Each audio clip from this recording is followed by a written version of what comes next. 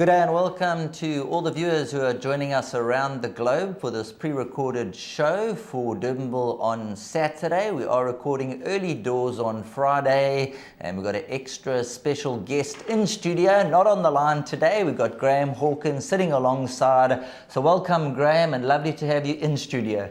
Once again, nice to be back in Durban for a couple of weeks, and nice to be in the studio with you. And once again, a very challenging card awaits us at Hollywoodbets Durbanville for this Saturday, the 19th of October. Some easier races, dare I say, easy races, and some very challenging ones. Now, going back to Cape Town, the guys must be absolutely lapping up that there's racing going ahead. Yeah, no, we're in full swing now. The summer season beckons, and a couple of meetings left at Hollywoodbets Durbanville. We go back to Hollywoodbets Kenilworth on Saturday, the 2nd of November. And that's when the three-year-olds really start to rev up their engines for the R2 million Hollywoodbets Cape Guineas, which is on the 14th of December. We've got the Cape Classic to be run on the 2nd of November. So it all really swings into top gear when we return to Hollywoodbets Kenilworth on Saturday, the 2nd of November. But the Durbanville Festival has been well patronised. It's been exciting. It's been challenging. The racing has been good. And from a punter's perspective, the races are difficult, but if you're on track, there's a lot of atmosphere. It's just a great place to race, Hollywoodbets Durbanville. Let's get straight into the business, talking about great place to race. Race number 1, odds-on favourite. Number 4, Cork Bay at 6-10. And then the stable companion, number 1, Shipendani, is at 5-1. So the Platina-Nell combination looking to open proceedings. How strong are you on the 6-10 favourite Cork Bay? I think he definitely is the right horse. Obviously, Corne Orfer would have had the choice between Shipendani and Cork Bay. Gone with the obvious one, number 4, Cork Bay. When he ran second behind Bagatelle Flash in the preview show for that day, I thought 1,000 metres might be a little on the sharp side, that even after his promising debut over the minimum trip, went third behind Peregrine Falcon, that he might be looking for more ground. But he showed a ton of speed that day, and I think with natural improvement, he'll go very close to winning. He does represent an odds-on favourite. Priced up 7-10, they climbed in immediately into 6-10. I think the principal danger could be number 6, Good Shine. I think those form lines are strong behind Air Raid and Empire State. There have been a couple of direct winners from each of those, and I think there's plenty of scope for further improvement. Number 6, Good Shine. So I would make that the immediate danger rather than the stable companion. So 4 from 6 for me, with 1 and 7 to fight out 3rd and 4th placings. But I do think that Cork Bay will get the punters off on the front foot. Moving along to race number 2, being a 10-race program. This will be the opening leg of the bar pot, run over 1,800 metres. And we know Hollywoodbets Durbanville, all races are run around the turn. And the Justin Snaith team with number 2, Pakaya and Craig Zaki, are 5-2. Number 6, Otto Loiken, is at 5-2 joint, and then number 1, Rapidash, at 33-10, and number 3, Future Swing, at 4-1. So Graham, Justin Snaith holds a very strong hand with 3 out of the 4 favourites here, and I remember him in a post-race interview the other day saying Pakaya's last run, they were distraught. Yeah, it was a strange race, and I think it's best to draw lines through that. If you go back to the key race here, is obviously the one that took place on the 3rd of September. It was a Class 2 over 1,800 metres. Rapidash, Pakaya, Love is a Rose, Otto Lucan were all in that race over the same track and trip. Rapidash is not favourably weighted here. He'll have to run a career best if he's going to win this. He's certainly out at the weights with most of those that finished behind him. He beat Pakaya short head on that occasion. He's 3.5 kilograms worse off. Otto Laken is better off with him, and so is Love is a Rose. Love is a Rose is, for me, the interesting one in the race. She's tops the best weighted column. You know, if you go back to that 3rd of September race, over this track and trip, Rapidash is up 3.5 kilograms. Pakaya comes in at the same weight. Otto Lucan is up 0.5 kilogram, and Love is a Rose is down 4 kilograms. And then if you go to the 21st of September, when Rapidash and Love is a Rose raced in the Settlers Trophy, Rapidash ran second there. He's 1 kilo down from there. And Love is a Rose was a couple of lengths behind him, but he's 5.5 kilos down. So it's a 6-horse contest. I think it's wide open. Any one of the 6 could win. Possibly the least fancied would be number 5, Baratheon. But it's a tough race in which the pace could determine the outcome. We've got two former winners of the World Sports Betting Greyville 1900 in here, Pakaya and Future Swing. Future Swing, it's interesting that Richard Fourie has opted for Future Swing over Pakaya, or that's the way it seems, because obviously he's ridden Pakaya in his recent races, so not quite sure what to read into those riding arrangements. Craig Zaki writes Pakaya, Grant van Niekerk sticks with Rapidash. The pace is going to determine the outcome of this race. I've gone the field, all 6 in the opening leg of the bipod, which is my suggested bet. I've got a couple of bankers that I quite fancy as we move through the card. But I wouldn't be surprised if Love is a Rose won this. So there we go. You can't go out in the opening leg of the bike pot because you've got the field, so you'll be looking to double up in the first. Well, at least we know we're going to double up. You know, there's a distinct danger if you try to reduce this to 3 runners that you could actually even go out, and that would be embarrassing to go out with 3 runners. Look, Snaith holds a strong hand and probably will emerge as the winner of the race, but you can't ignore the likes of Love is a Rose and Otto Lucan, and if they were to run first and second, I wouldn't be surprised. Well, Graham Hawkins has put the seatbelts on, safety first, and you won't go out in the opening leg of the bipod. Right, let's move along to race number 3, and this is over 1,400 meters, where number 5, Double Grand Slam, she'll be making her seasonable debut in Cape Town, 105 days off the track. And Graham, we know that she's top-notch, this daughter of Vercingetorix. And just looking at her distance form, 4 of her 5 victories are over the distance. Although they try her over a mile and even a bit further in time to come, she just seems to be absolutely lethal over 1,400. I think without question on the evidence to date, 1,400 metres is her best trip. As you say, she's had 5 goes over the trip for 4 wins and a second. She's had 3 starts at Hollywoodbets Durbanville for 2 wins and a second. So track and trip ideal. She looks, along with Cork Bay, she looks a nap of the day. Her principal rival is obviously Red Palace. These two stand out. This is the feature race on the card, the Prestige Plate for 180,000 Rand, 1,400 metres. Red Palace has never won over any distance below 1,600 metres. So I'm expecting Double Grand Slam to be far too sharp for Red Palace. These are the only 2 that matter, certainly if you take the handicap, the ratings into account. But I'm fully expecting Double Grand Slam to make a winning seasonal debut and to go forward onto bigger and better things during the Cape Summer season. I think it's impossible to oppose Double Grand Slam. Well, there we go, Double Grand Slam. She's going to be very, very tough to beat and shapes up as a banker in race number 3. On to the opening leg of the Pick 6, which is race number 4. All things being equal, 1340, the starter should say go over the 1,600 meter trip. And Graham, in a big field here, they are betting 7-2 the field. And just having a look here, the money has come for number 4, Double Dash, from 5-1 down 7-2. Number 10, Lotus Island, 4-1. And number 8, Pocket Dials, around 9-2. So let's kick off with number 4, Double Dash. Yanash Tucker takes the ride. Some consistent form. And the McLaughlin stable from 5-1 down 7-2. Well drawn compared to her major rivals in the race, improving. She's only had the 4 starts under the belt. She's been placed in 3 of those.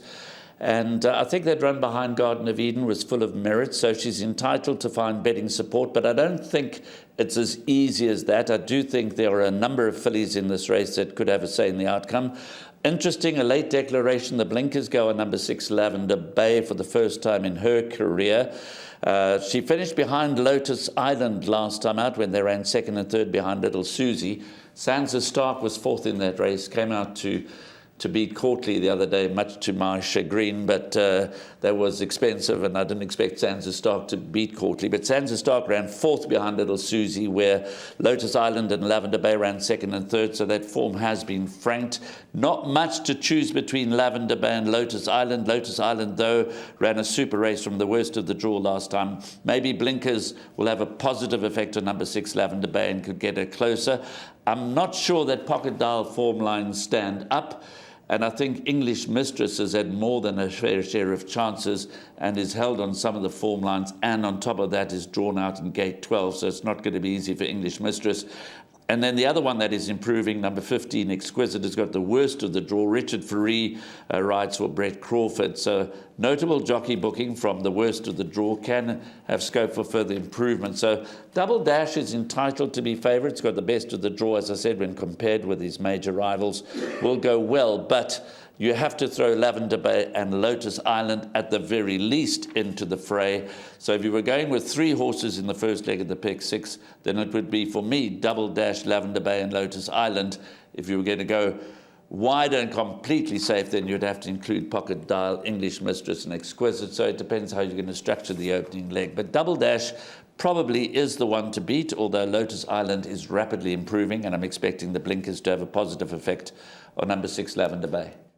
As we step on the gas to the halfway stage, race number 5, this will be contested over 1,600 metres. The betting has number 8, Industrial Strength from the Dean Cannemeyer outfit, trading at 16 to 10 anti-post. Number 7, Song to the Moon from 3 to 1 down 5 to 2. Number 1 is 33 to 10, and you can go out 10 and 12 to 1 the balance. Let's kick off with number 7, Song to the Moon, who will be a popular selection amongst a number of the punters, with Richard Ferrier aboard, a victory and a string of placings, and a horse that you can never leave out of all your equations. For me, the one to beat, I'm surprised that Industrial Strength is a favourite over number 7, Song to the Moon. They ran second and third, separated only by a head when beaten by the 150 to 1 chance Devil a Saint last time. But Song to the Moon had the worst of the draw on that occasion. Prior to that, he was drawn 12 out of 14. He comes into a middle-of-the-road draw here with number 7, Richard Ferrier. Stays with the 4-year-old son of What a Winter.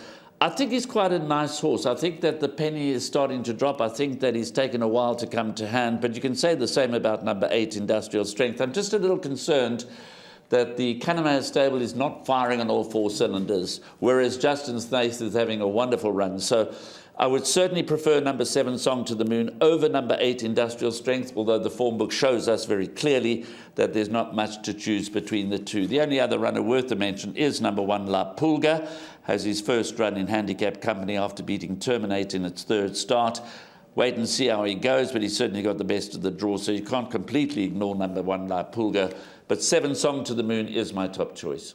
So there we go, number 7, Song to the Moon. That is the top selection and the one you have to set your sights on.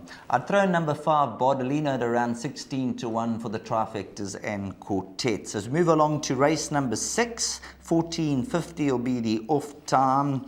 And let's just have a look here. No scratchings. And number 9, Dawn Till Dusk. Graham, from 9 to 2, they backed this right down 5 to 2 early. Interesting that no blinkers.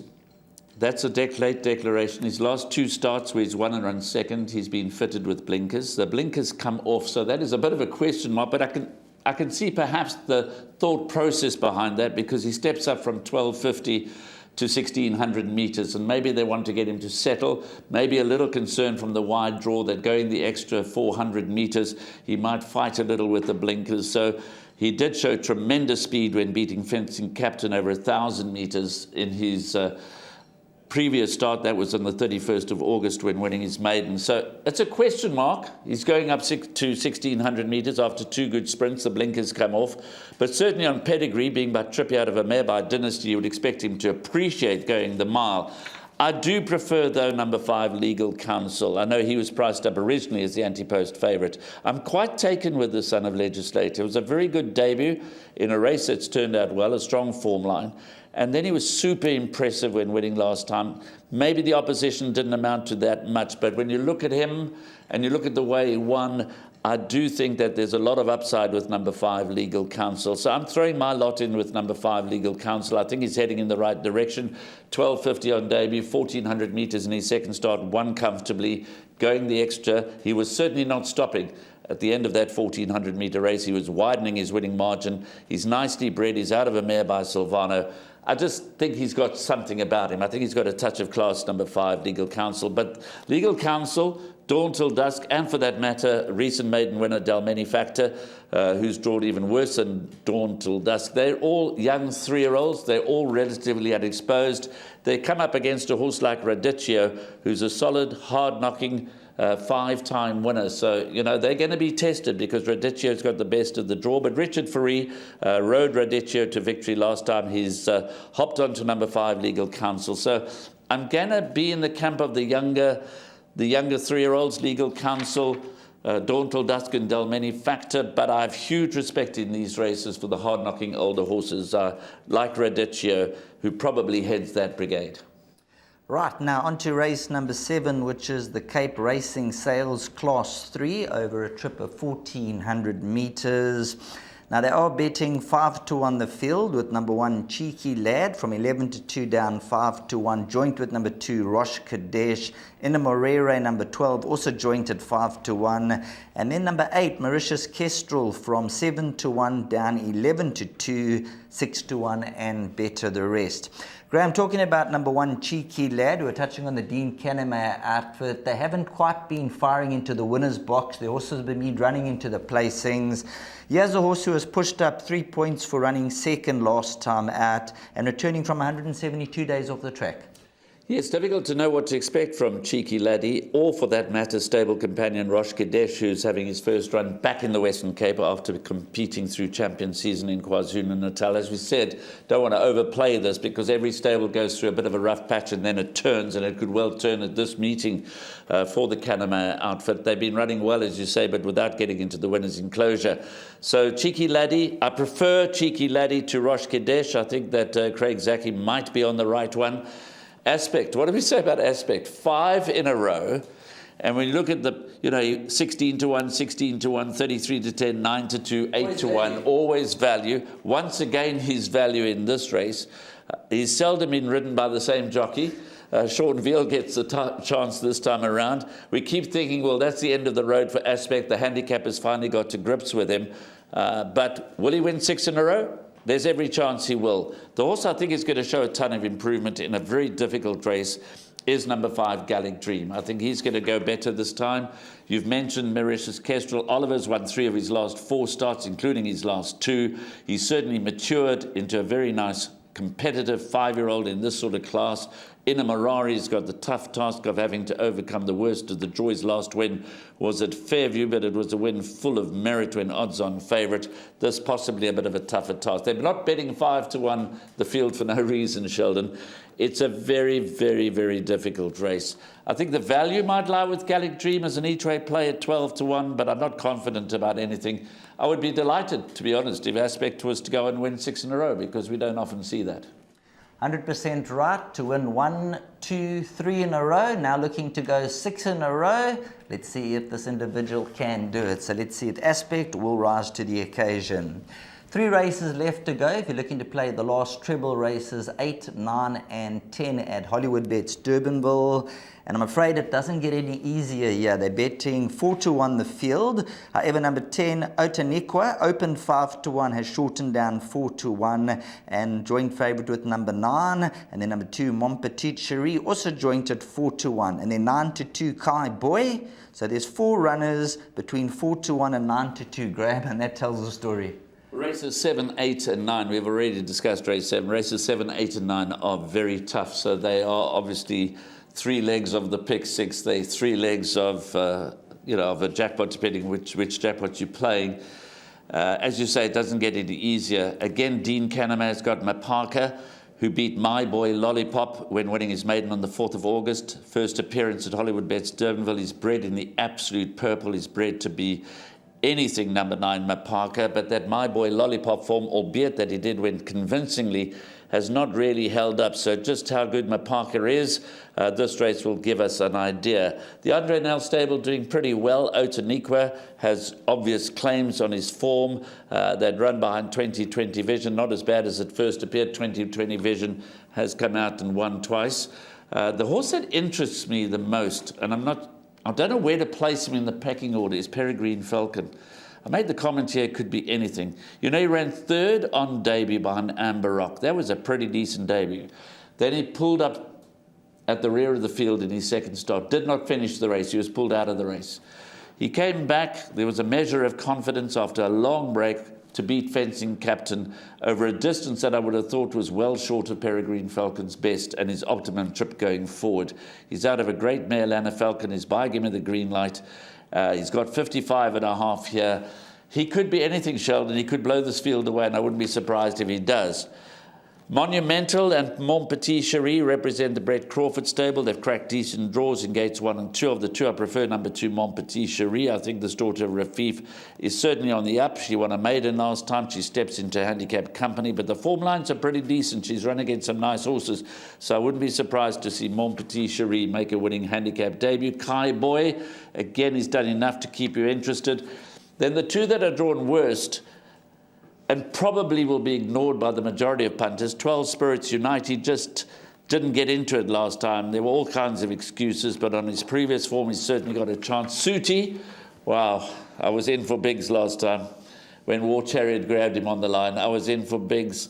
I know the betting says 10 to 1 into 8 to 1. There was 14 to 1 freely available. I was on the track. I had a crowd of people with me. We went in boots and all to 13 Suti, and to see him get denied in the very last stride was heartbreaking, but that's the way it goes. This time, he's drawn out worst of all. On that occasion, he was drawn well. So it's a very trappy contest. I think Mapaka is the key horse. If it's anything really special, then he could certainly make a winning debut in the Western Cape after 2 good runs in Natal. But Peregrine Falcon, as I said, I don't know where to place him, but don't leave him out of your bets.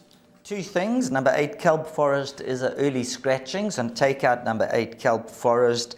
And you touching on this horse that you really like, Peregrine Falcon. The fact that he's a 4-year-old and he's got a rating of 72. He could be 100. 100%. He could be 100 in the making. Sometimes things happen for reasons. And as a 4-year-old off a 72, like you say, it could be close to 100. So you could be spot on. We could be sitting this time next year and saying Peregrine Falcon is 105, 106.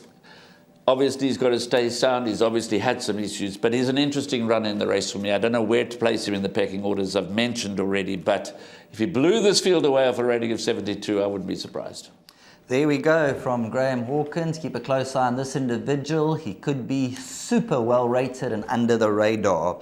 2 races left. If you're looking to play races 9 and 10, well, race number 9, let's have a look if there's any scratchings. No scratchings, so there's been genuine money for number 10, Champagne Mac, Richard Ferry for Lunga Gila, 4 to 1 down, 3 to 1, and then it's 5 to 1 barring this individual. Graham, let's start off with Champagne Mac, who's found the early support from 4 to 1 down, 3 to 1.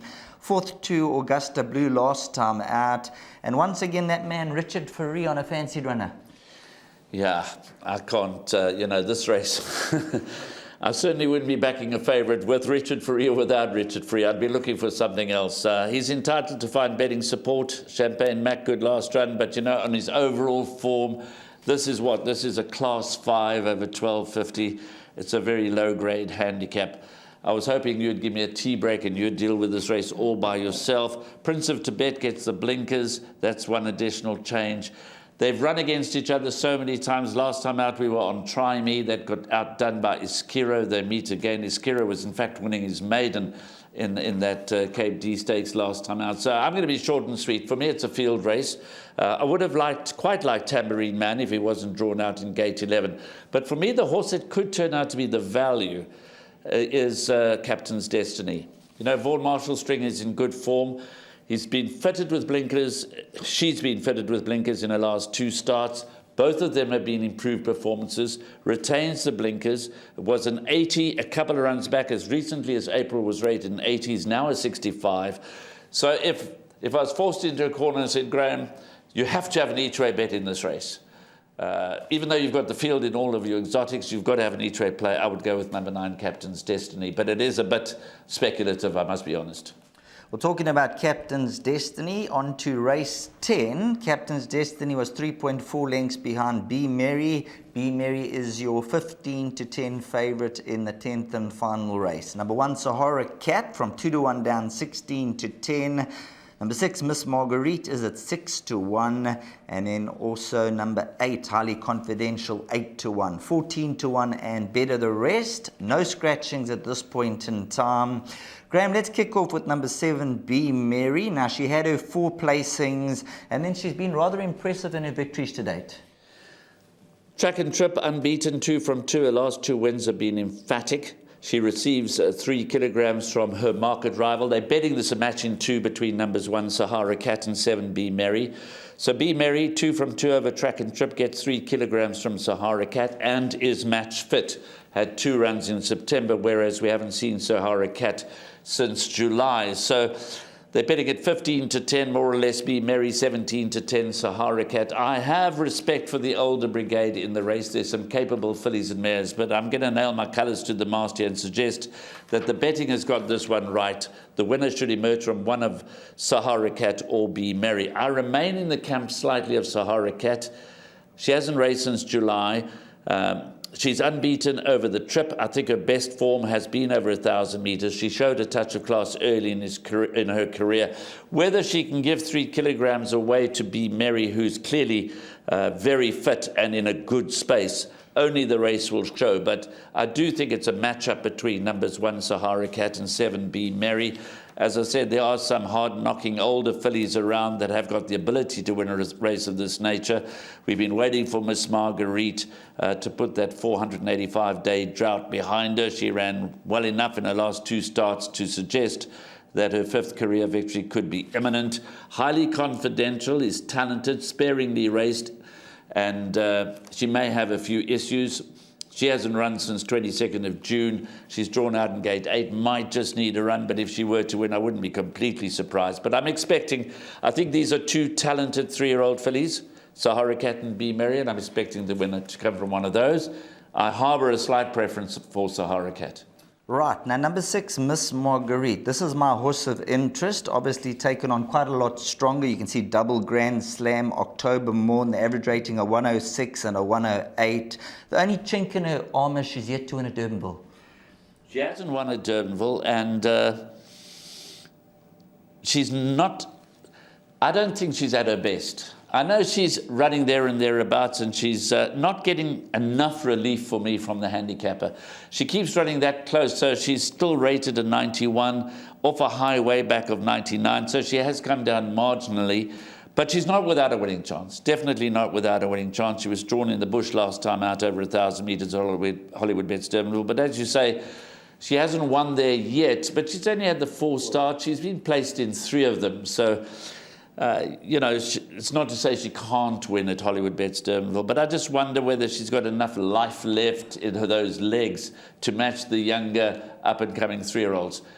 You could be right, and again, as I said, I wouldn't be completely shocked because we've seen evidence of the fact that at this time of the year, you can't completely ignore the older horses when taking on the 3-year-olds. But over 1,000 metres, I'm more confident that the 3-year-olds may be too quick for their older rivals. Yeah, Pork Devas is a 5-time winner. She could come out and win this race as well. So, you know, she's done enough in the past to suggest that if there's going to be a blowout, if one of these 2 are not going to win, then it's likely to be Pork Devas, Miss Marguerite, or Highly Confidential. But I'm going to go with the 3-year-olds.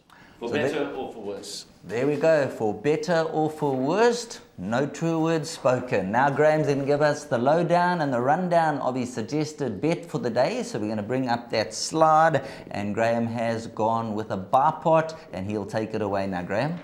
Thank you. Yes, I've tried my best to find a bet to avoid races 7, 8 and 9 because they are real tough. But the opening leg of the bipod, as mentioned, that 6-horse field, that Cape A Stakes, I've gone the field, all 6. I'd rather be sure of doubling up and sitting back and watching how the race unfolds, because I've got 3 bankers in this perm, some of which are a little bit of a liberty. Not so number 5, Double Grand Slam in the second leg. That's a banker. The third leg, numbers 4, Double Dash, 6, Lavender Bay, 10, Lotus Island, and 12, English Mistress.